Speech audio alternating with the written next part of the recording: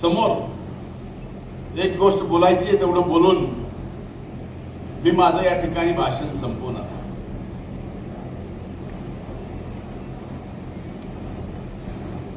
ज्या वेळेस नगरपालिकेच्या निवडणुका चालू होत्या,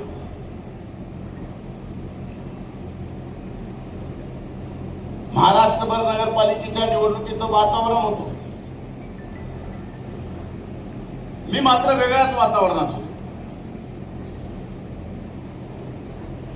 सर्व दूर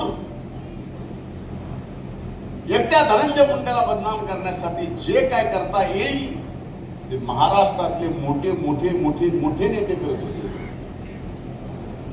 मग शेवटी मला वाटलं की आपल्यात काहीतरी नक्कीच असेल, त्याच्याशिवाय हे संपवायला आपल्याला निघाले. त्यांना असं वाटत असावं की हे बाबा आपल्याला पुरून मुरत.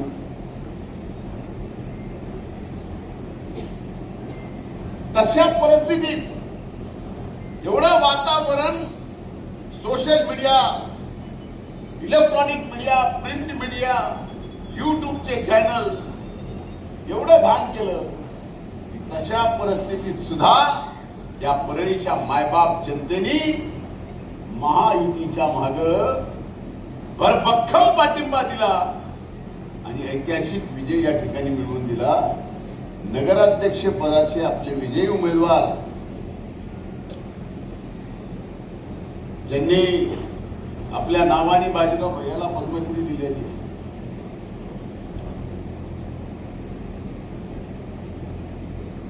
16,000 मताच्या फरक आहे.